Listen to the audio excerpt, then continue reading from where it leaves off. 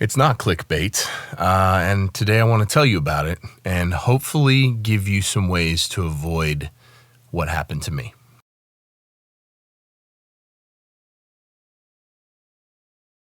Hey everyone, I'm Colt Caparoon. Thank you for stopping by for another video. I am blessed and cursed to care a lot. I feel things very strongly. And I'm very, very passionate about a lot of things. And this is obviously a blessing because this is part of what has allowed me to get where I am in my career and in life. But it's also caused me a lot of hardship. I think a lot of this is rooted in the fact that I grew up pretty poor. Taco Bell once every 2 or 3 months that was a real treat. A 69-cent taco every couple months was like a big treat for us as a kid. And when I moved out of home, I left with a suitcase of clothes, my home stereo. I had 2 guitars and a little practice amp, little crate amp. And I left when I was 19, shortly after I turned 19. And I had a job that paid me $5 an hour. It was the most broke I've ever been in my life. It was just a real struggle, and came close to being homeless a couple times. Had my power and water turned off more times than I could count without having any money in my bank account to get it turned back on, and having no idea how long it would take before I could get it turned back on. And having this background really kind of put my mental state into a permanent state of fight or flight, almost a permanent state of panic.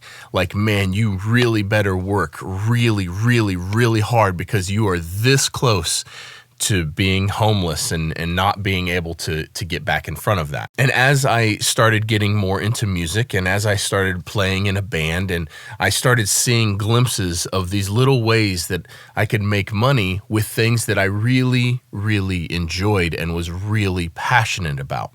And that made me want to just go all in and invest every single dime that I had into this thing, because I knew that I had something that could grow and that could sustain me, that could support me eventually. And so a combination of kind of the fear of it all falling apart, and a combination of how much I cared about it, how passionate I was about it, and how badly I wanted to do good things, good work.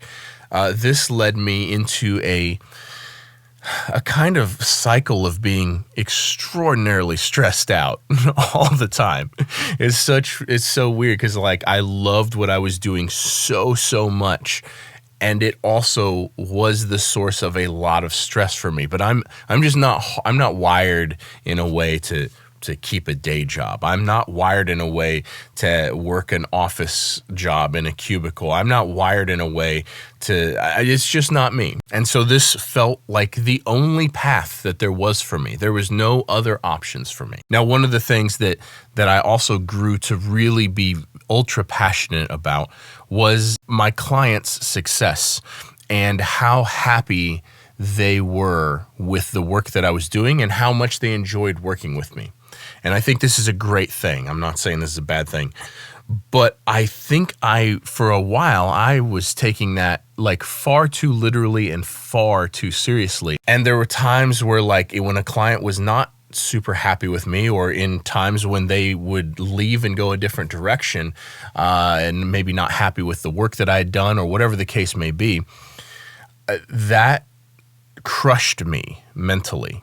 And it happens to all of us. If you haven't had a client leave you yet in the middle of a project, then you just haven't worked on enough songs yet, because it happens to all of us. It is just a very real and unfortunate part of what we do here as producers and as mixers and mastering engineers and session players, etc. But I would let this just eat away at me to the point where it would affect my relationship with my wife.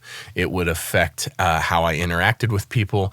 It would affect, all kinds of stuff. And this led me down a path of not eating very good, which is very common for us in the studio world. We work long hours and we're busy and we're trying to cram meals quickly. And so it's very, very common for us in the studio world to not have very good diets. It's also extremely common for us to over-caffeinate, which I was definitely doing.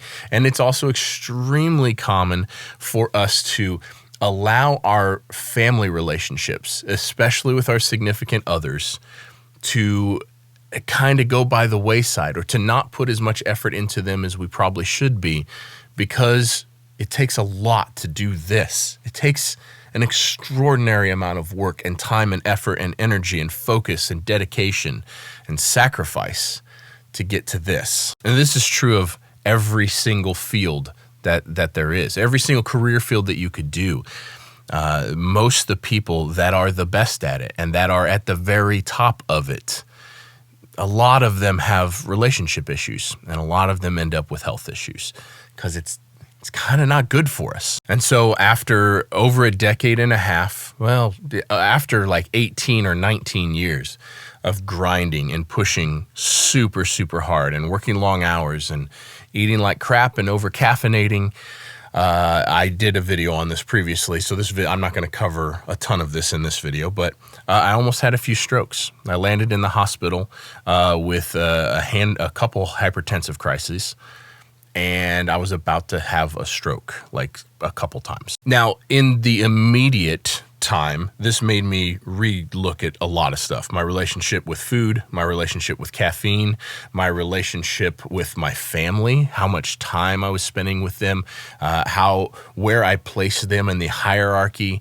of my life and my career. But it also really made me look at how I handle stress and how I process negative interactions and how I process this career mentally. So one of the first things that I did was I held off having a child for a lot more years than kind of me or my wife would have wanted, because I knew that if I didn't have my career to a place where I wanted it, I would just go get a day job to support my family. I would just do the responsible thing and go get a day job, and this would never come to be. And that was a massive sacrifice for sure. So one, I hope that someone relates to these struggles, because I feel like a lot of us have them.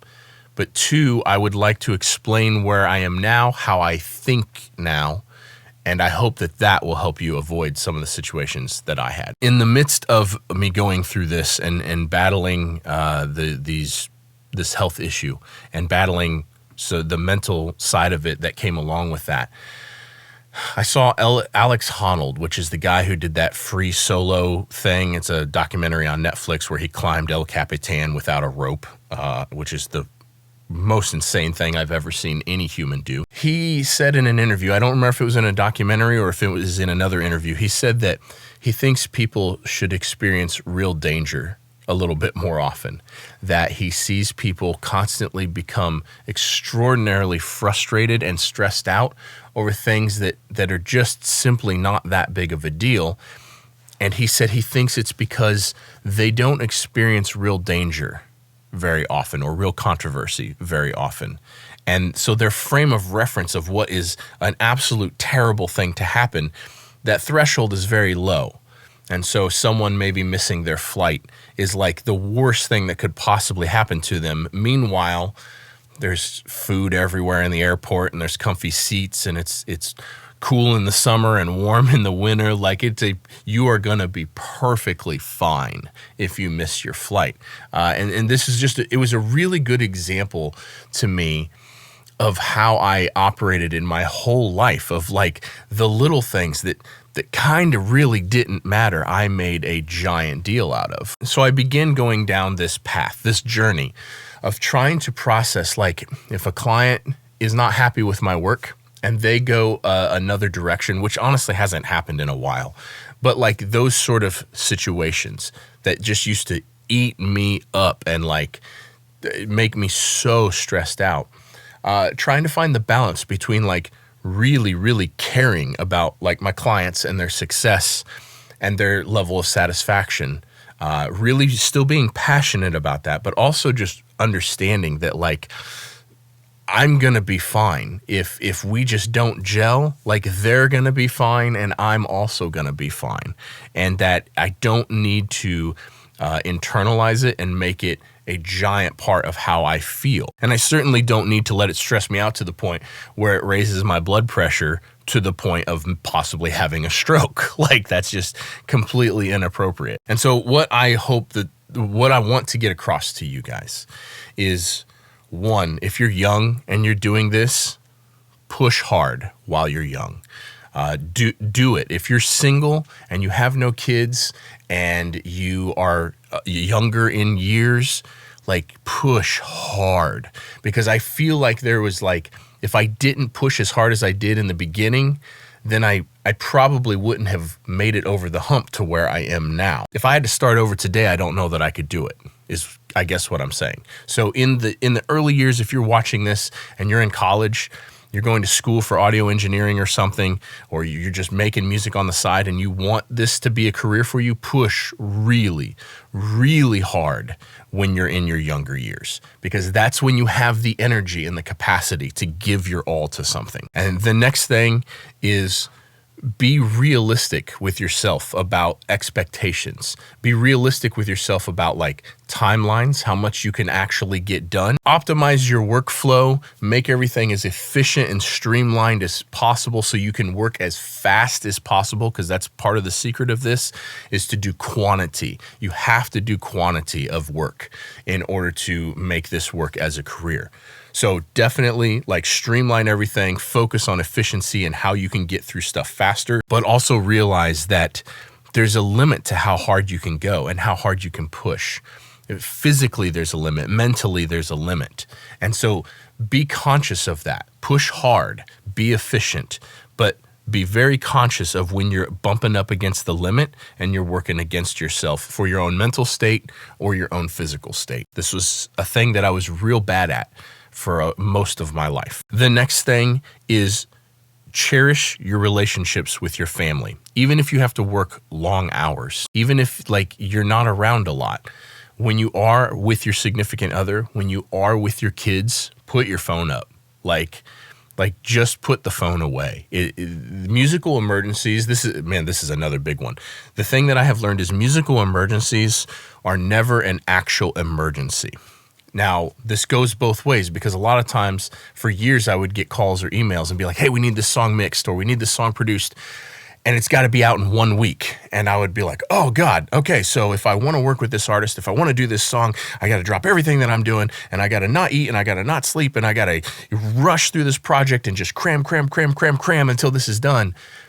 And then sometimes, cool, that works fine. And then about half the time or 3/4 of the time, I do all that, and then the song doesn't come out for a month or 2 months anyway. And so what I have learned is musical emergencies are not a thing. They're just not. And I refuse to participate in them. And the whole lack of planning on your part doesn't constitute an emergency on my part. That is a real thing that I live by now. Now, in the earlier years, when I was broke and I really needed the money, maybe I had to do that. Maybe I had to play that game in order to get the work, in order to pay my bills. So you have to figure out how you need to handle that for where you're at in your career. And I think the longer you're in your career, the more you have the ability to just be like, it's Saturday at 6 p.m. and you need me to mix a song tonight. No, I'm just not going to do it. I'll happily do it for you on Monday morning. And part of that goes into cherishing my time with my family, with my wife and with my child. And those two things are about the most, my health, my happiness, my wife and my child are the most important things in my life to me. And this career is very, very, very important to me. But it is now definitely second in priority. You can work really, really hard. You can hustle really, really hard and also have a wonderful time with those that you cherish. Both of those things can be true at the same time. And I was blind to that for a lot of years. The next thing is dieting. Man, mentally, I am so much more on point when I have a decent diet. And I'm not talking super strict. I'm not talking like being ultra strict and meal prepping everything, but like just don't get the deep fried option when you go to lunch. Like, just don't, just choose the healthier option. Like, whenever you go out to eat, try to eat whole foods that aren't processed, like whole meats, whole vegetables, whole fruits. It doesn't take that much effort to just be a little bit healthier. And I was real bad at that for a very, very long time. And I didn't have anyone in my life to tell me that I shouldn't be doing that. The next thing is caffeine. Boy, do I love caffeine. I love, love, love, love, love caffeine. And I do drink caffeine again now, but I really keep it in check. You have probably seen videos on this channel where I would do a shot of espresso and then chug an energy drink immediately after in the beginning of the video. Like, it's a ridiculous thing to do. The next thing is, as we get older, I'm going to be 42 next week. As we get older, pay attention to what's going on with your body. Check your blood pressure. If you've never had your blood pressure checked and you're above the age of 30, just go once in a while, have your blood pressure checked. Go to Walmart, sit down on the machine and see what it is. As you approach your late 30s into your early 40s, get blood work done. Like, go once a year and have a full blood panel done. Tell you what you're deficient in for vitamins, minerals, aminos, hormones. Like, just check in on it and see where you're at. It doesn't cost that much to go have a full blood panel done and just see where you're at. But the big thing is, just for me, and I hope you can relate to this and I hope that this helps you, but for me, the biggest thing of all of this, also, go work out, go to the gym and just start moving. Like, you don't got to be real serious about it. You don't got to be a bodybuilder. Like, you don't have to be intimidated to go to the gym. Just go to the gym and get on a treadmill. Just go walk. Just go. There's tons of machines. Just sit down at a machine, figure out what it does and move a little bit of weight. Just move because we sit here like this all day, every day. And just moving a little bit is huge. And then finally, make sure you don't internalize things too much. If you have a project that goes sideways, if you have a difficult time with a client or with a manager or with whoever, don't internalize it too much. Like, you're gonna be fine. Things will be fine. You want to really care about your reputation. You really want to care about your career. You want to care about your clients, and you want to care about the work that you do. You want to be ultra passionate about those things, but I need to counterbalance that with, I'm gonna be fine. No matter what happens with all that, I'm still gonna be okay. And so will you. There are links down below for every single piece of gear that I use. All those links go to Sweetwater. If anytime you guys need any piece of musical gear whatsoever, you can jump on any one of my videos, click on any one of the links in the description down below. And once you're on the site, you can purchase anything that you need. When you do that, it goes a huge, huge long ways to help me keep making videos. And so I just thank you guys so much for using those links. Anytime you need to purchase anything, thank you to Sweetwater for sponsoring this video. I really appreciate you guys supporting the people who support me. It means the world to me. Also, there's a hat right there. I'm getting ready to drop it. I'm working on finalizing the design. I'm launching a whole merch company. It's going to be super cool studio-related merch, not Cole Caparoon merch, but studio-related merch. So if you want notified of that, or when the next drop of signature hardware goes live, or if you want notified of any other big important things like that, hit the first link in the description down below, sign up for the email list. I hope that this helped somebody. Even if this helped 2 people, then this video was worth it. Thank you guys for watching. Don't forget to subscribe. Give me a thumbs up, drop me a comment. We'll see you in the next one. Peace.